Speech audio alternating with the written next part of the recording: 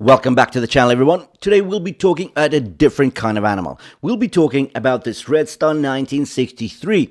So this is a special watch because first of all, it's paying homage to a Chinese watch. Not Swiss, not American, not French, not the Japanese, but the Chinese ones. That's right. So with this watch, we get a movement that gets Swiss DNA. We get Chinese watchmaking here, and we get the military pilot aesthetics from the 1960s. There's a lot to talk about this watch. How about we dive right in? This watch was sent to me by AliExpress, and I'll be leaving an affiliate link in the description below the video. There you'll also find some discount codes, so I urge you to use them to maximize your savings. I'll also be leaving a link to the cashback challenge. So basically, join my team and get cashback from 2 to 10% across all purchases on AliExpress, or just click on the QR code just below. And now let's dive in and talk about this Redstar 1963 in detail. Let's do it.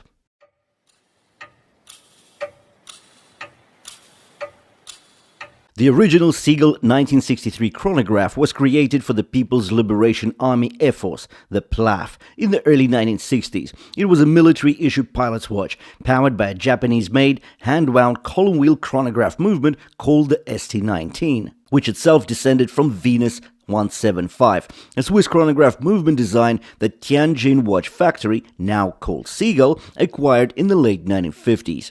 So essentially, Swiss DNA, Chinese execution, and military roots.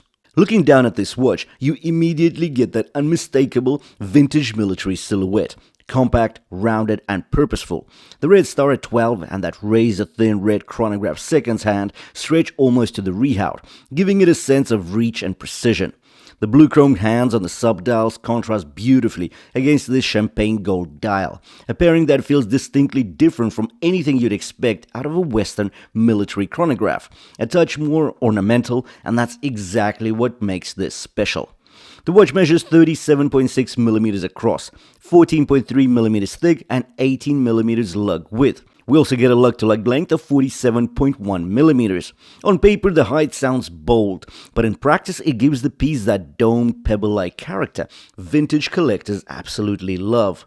Everything about the case is polished, there is no brush planes anywhere, which amplifies the reflections and gives the mid-case this deep fluid arc when viewed from the side.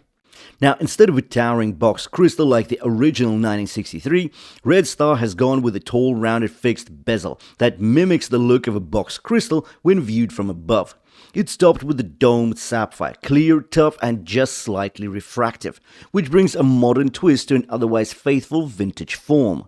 The bezel itself sits slightly recessed into the case, creating subtle layering and visual depth as light rolls across it. The transitions between case flank, chamfer, and lug hoods are seamless. There are no hard breaks, no harsh edges, yet the lines remain crisp and defined. The lugs are narrow, slightly pointed, and curve sharply down, giving the watch a snug, natural hug on the wrist. On the right, we get a 7mm push-pull crown, signed with the star, flanked by two polished piston-style chronograph pushers. The action on these is satisfying mechanical. There's no sponge, no mush, just that firm click and resistance you want from a proper column wheel setup. It's tactile, audible, and authentic to the watch's roots. The crown here measures around 7mm across, large enough for easy grip, and winding it is genuinely satisfying. You feel that fine deliberate resistance as the mainspring coils. Smooth but mechanical. Inside beats the Seagull ST1901, not a clone or reinterpretation, but the same 21-jewel column wheel chronograph that traces its lineage directly back to the Swiss Venus 175. It runs 21,600 vibrations per hour and offers roughly 40 hours of power reserve on a full wind. It's one of the few affordable chronographs where you can actually see traditional watchmaking at work.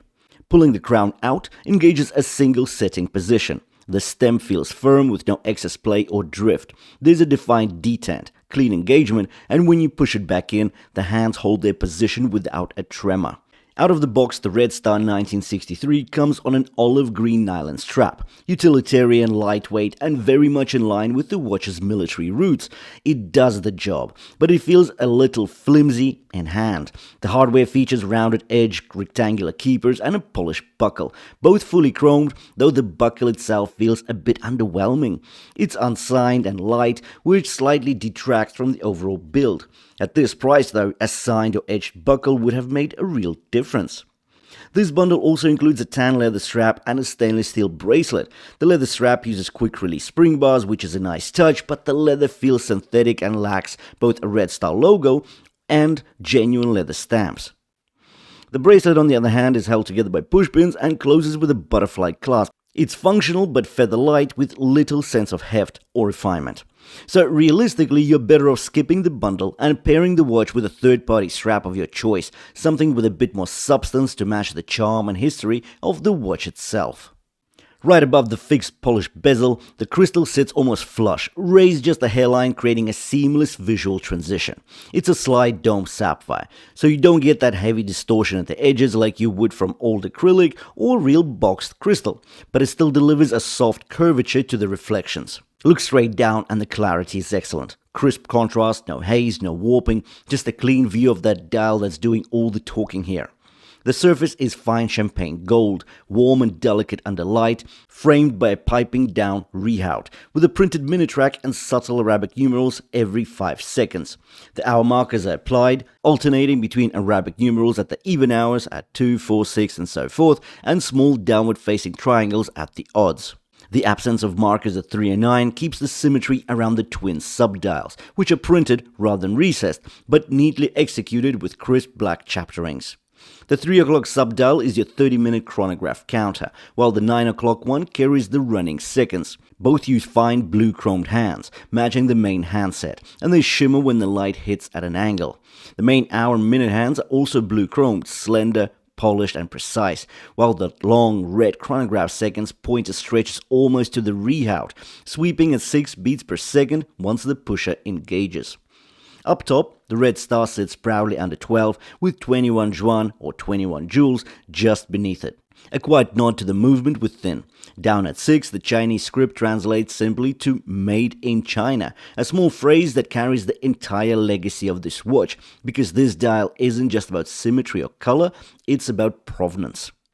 Back in the 1960s, this design was the face of China's military chronograph, the watch that announced the country's arrival in mechanical watchmaking. Every gold numeral and every stroke of blue steel here is part of that story. It's a dial that's not shouting luxury, it's whispering heritage, the moment when Chinese horology stepped up from under Swiss influence and claimed its own identity. I think it's clear as day that the Redstar 1963 is an interesting watch. It's an interesting and exciting homage to a watch that gets history. The actual movement here is the original Seagull ST1901, so that's great. But I do feel like this watch has a couple of nuances. So first of all, we don't get the boxed crystal, we just get a dome crystal, and that's fine, considering it is sapphire, and on the original Seagull reiteration, we only get hardlex crystal, so this is a step up. But yeah, this strap and my bundle, I paid about 20 bucks extra to get the leather strap as well as a stainless steel bracelet, and you don't have to make that. If I were you, and if you did like this watch, I'd probably skip that, pay just for the watch, and actually pick up a third-party strap. Anyways, thanks for watching the video. Find the affiliate link in the description below the video, as well as the discount codes, and do join my team for the cashback challenge. Thanks for watching, and I'll see you in the next one.